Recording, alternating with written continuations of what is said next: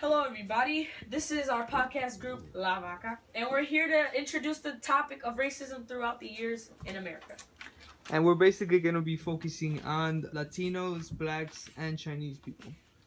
Hello, my name is Rodolfo Ramirez, and I got to discuss the Latino side.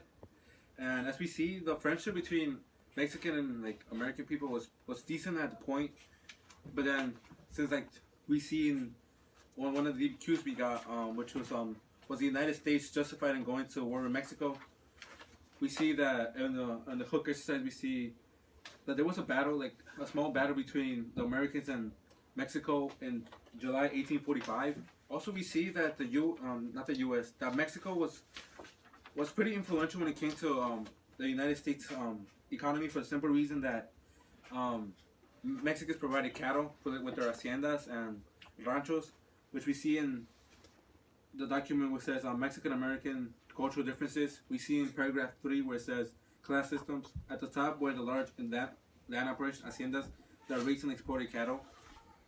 We see that like throughout history, we see that the Mexican culture was very hardworking, and that nowadays we see that people aren't believing that anymore, that the Hispanics are hardworking. For example, my family, I can see that they're working here, they're really hardworking for the simple reason that they came to the United States in order to get a better life for their children. For example, me, I can relate to this because I'm the first generation that should be born in the United States and be legalized. All right. So, hi, my name is Jamil, and I'm here to talk about the African American side of the racism throughout the years in America. So to start, really, back then, African Americans were used as slaves, and they were the main without them, there's nothing economy of the South. So according to this article here of the North and South, slaves were made to grow crops such as tobacco, cotton, rice, sugarcane, and they were the whole economy was just slave work. And this could relate to when in 1619, when slavery actually started. It starts here when Thomas Jefferson Thomas Jefferson and the American Revolution. He says here, all men are created equal. So basically, everyone's equal. But this relates to now, how everybody, you walk through the streets and there's people you don't even have to say it, but stereotypes oh yeah, he's gonna steal, or he's gonna he's gonna do something bad, or he's just gonna lie to you or something. And people think that black people are just untrustworthy people who who you can't trust. So this basically shows how all around here in America this hasn't changed. It's just basically they've been used and treated bad. My name's Kevin, and I get to talk about Chinese and how they went through racism in America.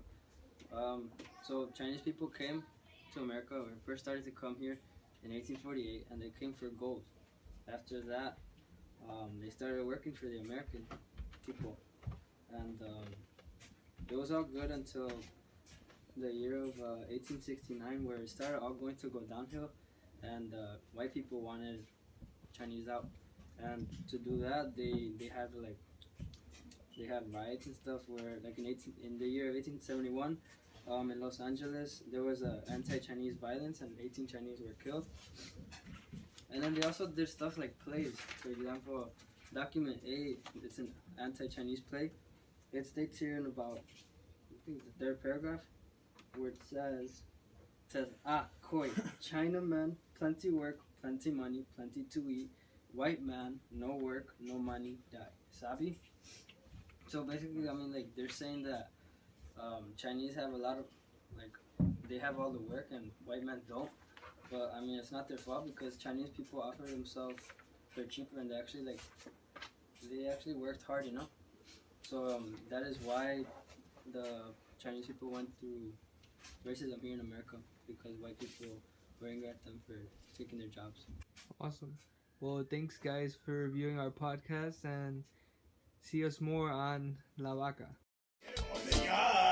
La vaca, ay, la vaca, la vaca, la misma vaca, la vaca, la vaca, la vaca,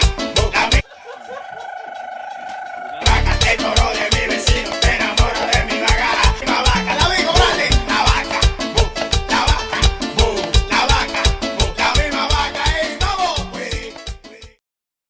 He's gonna send it through our Gmail. Language?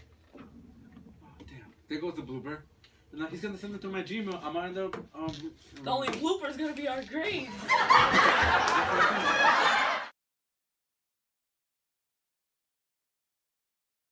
Turn that off, bro.